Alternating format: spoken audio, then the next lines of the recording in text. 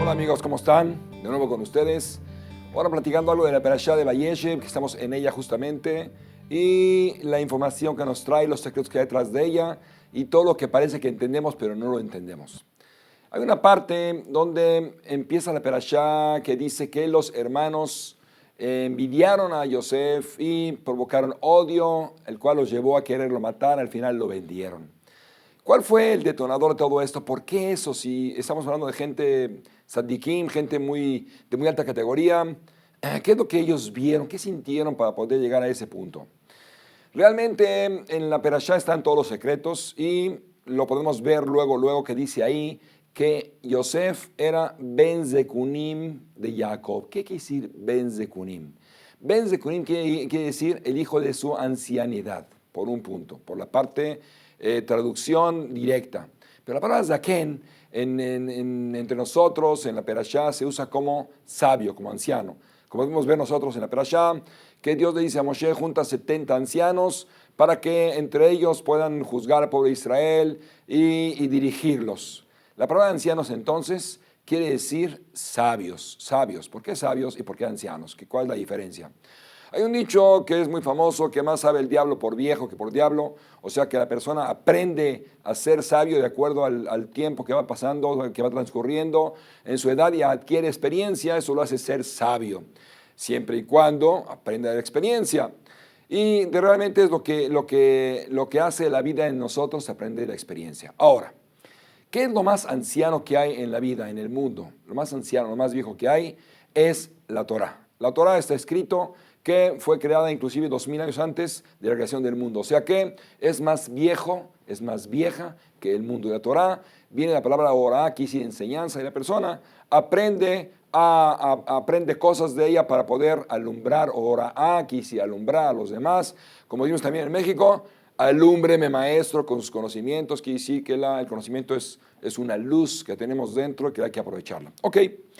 Bueno, viendo esto, ¿qué quiere decir Ben Zekunim, hijo de su ancianidad? Quiere decir que los hermanos veían que el papá, Jacob Avinu, se encerraba mucho tiempo a enseñarle a Yosef cosas que a ellos no le enseñaba. O sea, con ellos les enseñó cómo vivir la vida, cómo enfrentarse al mundo material, para lo espiritual, etc. Pero con Yosef vieron algo muy diferente. Ellos vivieron todos juntos. Realmente no se llevaban muchos años todos y cada uno vio cómo le enseñaba a Jacob al siguiente hijo y al siguiente hijo, etcétera, etcétera. Pero cuando vieron cómo se dedicaba a enseñarle a Yosef, las cosas las vieron diferentes. ¿Qué es lo que vieron ellos?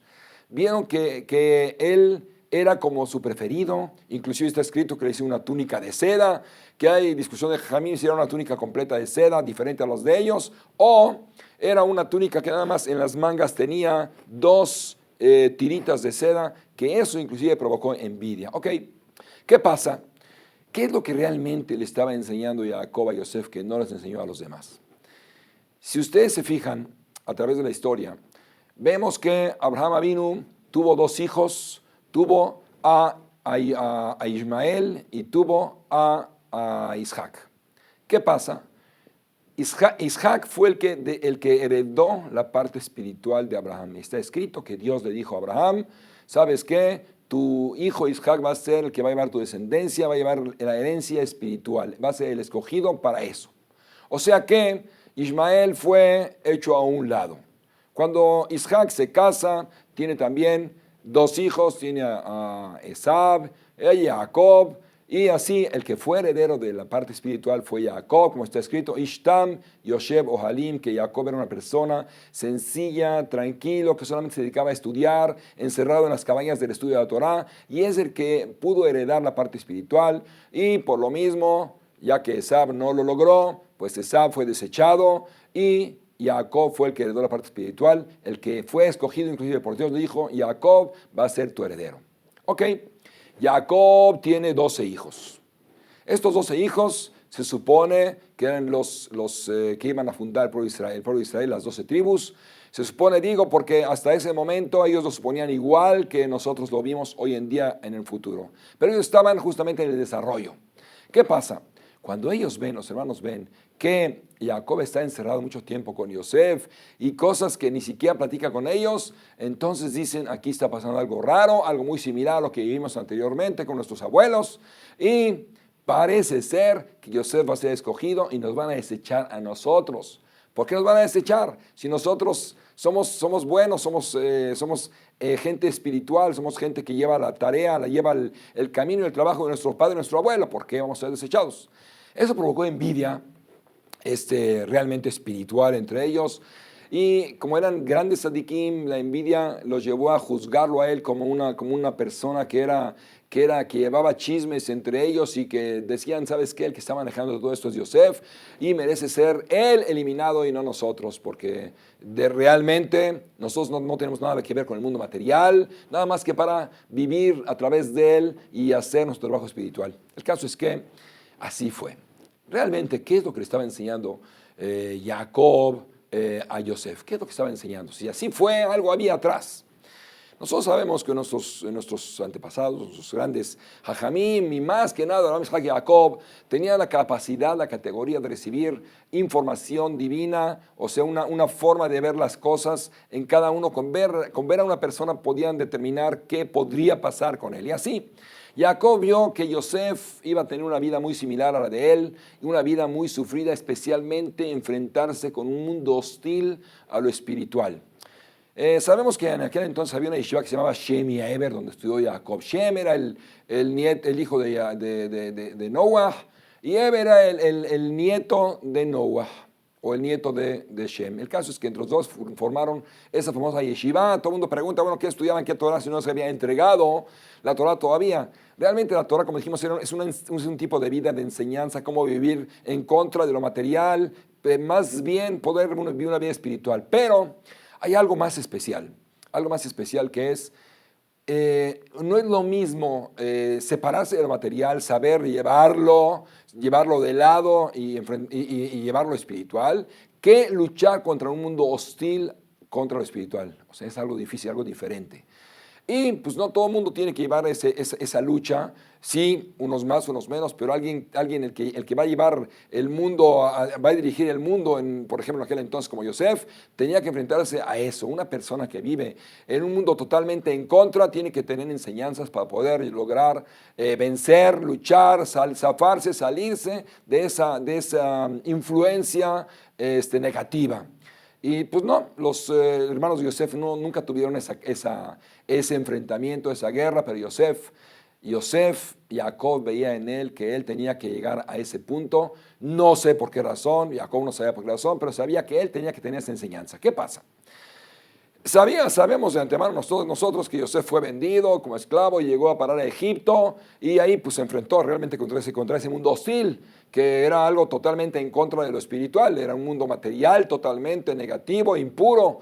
Y si no hubiera tenido enseñanzas de Yosef de lo que le enseñó Jacob, nunca hubiera podido salir adelante contra esa impureza que iba alrededor. ¿Qué hace Jacob cuando ve que Yosef tenía que llegar a ese punto? Pues se encierra con él todos los días un buen tiempo, un buen rato, y le empieza a enseñar lo que él estudió en la yeshiva de Shem y Eber, justamente lo que no necesitaban sus hermanos. ¿Qué es lo que estudió en Shem y Eber? ¿Cuándo estudió Jacob? Sabemos que cuando Jacob dejó a sus padres, se fue de Beersheba y se fue a la casa de Labán, él sabía que iba a enfrentarse a un mundo hostil totalmente, un mundo en contra, alguien que no le gusta lo espiritual, que al revés, entre más ídolos y más impureza, pues mejor. Ese era el tío, el hermano de Ribcá, o sea, Labán. ¿Y Jacob qué hace antes de ir para allá? Sabemos que se encierra 14 años en la yeshiva de Shem y Eber. Quise que esa yeshiva era especial para aprender todo ese tipo de defensa. Obvio que Jacob, como dice al principio de la perashá de la semana pasada, él estudiaba todos los días, una persona que estaba todo el tiempo encerrado en la cabina de la Torá, estudiando algo espiritual, pero nunca algo en contra. Y así fue, como Jacob se fue a estudiar 14 años ahí y aprendió ese doctorado, por decir así, cosa que no todo el mundo necesita. Y es lo que hizo con Yosef. Cuando vio que Yosef necesitaba eso, vio en el resplandor de su neshama, alrededor de su cuerpo, que iba a necesitar eso, pues se dedicó a enseñarle eso a Yosef. Los hermanos no sabían, se encerraron de él y así fue como se procedió todo el evento de terminar con quererlo matar y al final lo vendieron. Realmente, sí, Jacob vio la realidad, no sabía lo que iba a pasar y tuvo que enseñar, no tenía por qué decirle a los demás hermanos lo que estaba pasando. En fin. Hay muchas cosas en medio por cuál, cómo lo vendieron, cómo fue la historia. No me voy a enfocar en ese punto ahorita, me voy a enfocar a la venta. Está escrito que lo venden. Primero que nada lo querían matar y Reubén, su hermano, dice, ¿sabes qué? No es la idea matarlo, porque ahí el pasuk dice que vamos a matar a este dueño de los sueños que él soñaba que iba a ser muy grande, que iba a ser gobernador y rey sobre ellos. Vamos a matarlo y a ver qué va a hacer de sus sueños. La pregunta es, si lo van a matar, pues sus sueños automáticamente se van a eliminar. Entonces, ¿qué quiere decir? ¿Qué va a hacer de sus sueños? Ellos decían, bueno, si él está soñando algo profético, pues a ver cómo se cumple. Si es profecía, aunque lo vayamos a querer matar, algo va a pasar en medio y se va a salvar. Y Rubén decía, bueno, no es necesario llegar al punto de matarlo para ver qué va a hacer de sus sueños. Con echarlo a un pozo que esté en el desierto, vamos a ver qué pasa de él. Está escrito que el pozo estaba vacío y no tenía agua. Si estaba vacío, pues no tenía agua. Al decir que no tenía agua, sabemos que tenía otra cosa. Y como dice ahí Rashi, eran serpientes y alacranes. Quiere decir que, ¿qué tipo de salvación le hizo Rubén a su hermano? La salvación es que el hombre es peor que el animal. El hombre tiene libre albedrío de matar y decidir, voy a hacer algún daño a tal fulano, etcétera, etcétera. Y él decide si hacerlo o no. En él mismo está la decisión. Pero en el animal no es así. El animal no tiene libre albedrío. Cuando vemos que un animal mata, que se come a una persona, no es porque el animal decidió. Es cierto que el animal tiene hambre y por hambre puede llegar a matar, pero Dios decide a quién mata y a quién no. Es lo que hizo Reubén. Reubén lo echó al pozo para decir que el animal decida, no el animal decida, sino que sin comparación, que Dios decida si el animal le puede hacer daño. Si él lo va a matar, pues Dios lo mató y no nosotros. Eso fue lo que sucedió con Reubén. Ahí está escrito que Reubén escogió eso para quererlo salvar. Eso no se los dijo a sus hermanos. Él quería salvar a su hermano, pero no está escrito. No está escrito que él le dijo a sus hermanos, está escrito que Dios puso en la Torá que lo hizo para salvar a Yosef de la mano de sus hermanos. Eso está oculto. Eso lo sabemos por nuestras sí. ¿Desde eso está oculto? Sí. Me movieron un poco aquí. Ok. ¿Cuánto tiempo llevo? 8 minutos. Ahorita chequé, iban 10. Ah. Ahorita deben ser como 11. Entonces, voy a tener que cortarle. Bueno, muy bien. No, está bien. Muy bien. ¿Desde eso está oculto? ¿Ahí? Sí, desde ahí. Grabando 3, 2. Eso está oculto en la Torá. En la Torá nunca dice que él le dijo a sus hermanos que lo iba a salvar, sino pues a lo mejor ni le hacen caso. Pero cuando la Torá dice eso, quiere decir que Dios lo escribió. Dios sabe el pensamiento de la persona. Y si Dios escribió que él lo quería salvar, es que lo quería salvar. Entonces, si lo quería salvar, ¿cómo lo echa ahí? Entonces quiere decir que él decidió echarlo ahí justamente porque él sabía que los animales no tienen libre albedrío, como el ser humano, que es peor que el animal cuando se comporta mal. Y obviamente cuando uno se comporta bien es mejor que los ángeles. Imagínense. Ok, ¿qué pasa?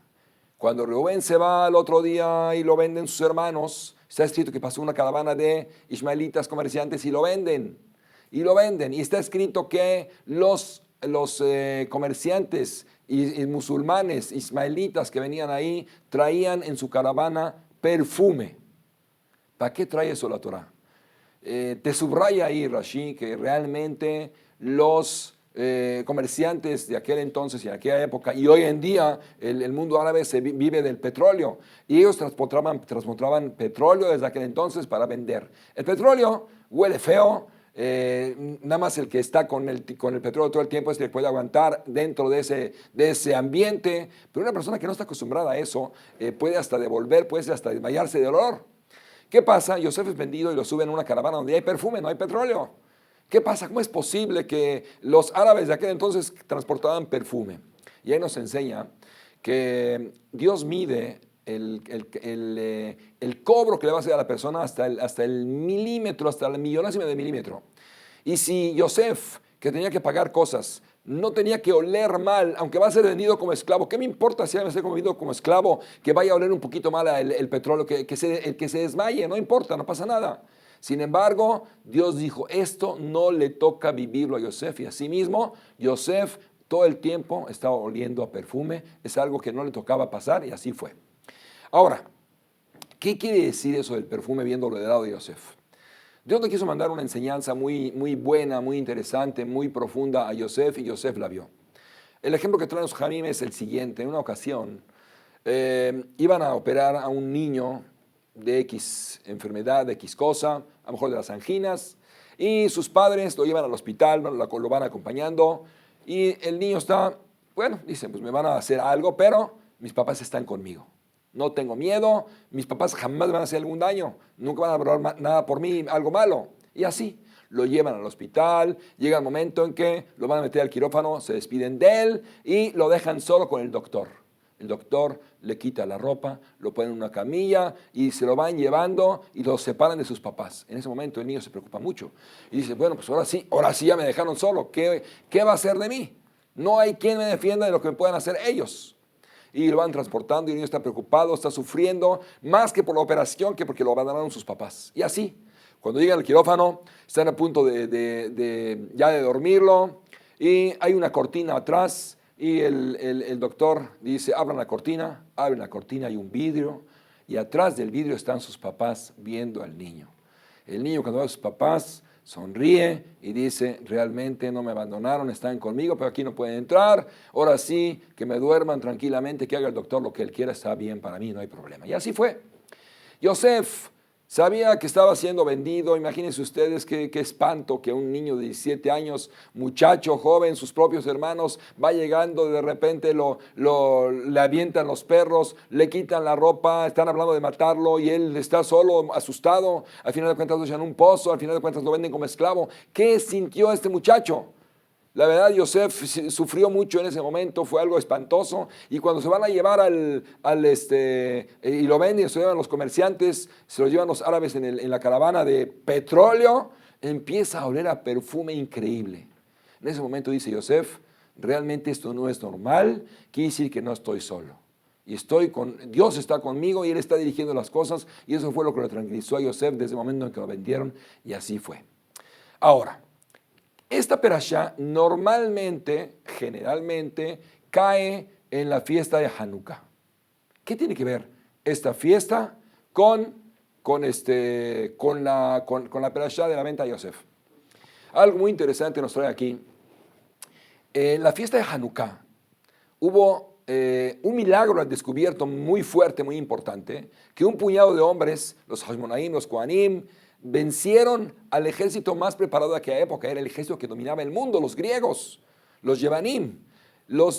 Ellos ya estaban apoderados de prácticamente de todo el pueblo. Todo el pueblo se había helenizado, era algo increíble, algo vivir como ellos, era una novedad, todo lo que ellos implementaron en el mundo del ver por la belleza física. Eso no lo teníamos nosotros. Mucha gente se dejó llevar, se helenizó y se dejó llevar por ellos, pero aún así, si ustedes ven lo que fue el milagro de Hanukkah, ustedes nada más lean la parte donde dice que cuando recuperaron después de la guerra que hicieron contra los griegos, llegaron hasta donde prendía el Cohen, la menorá, y no encontraron aceite puro, encontraron un tarrito de aceite sellado por el Cohen Gadol, que era puro.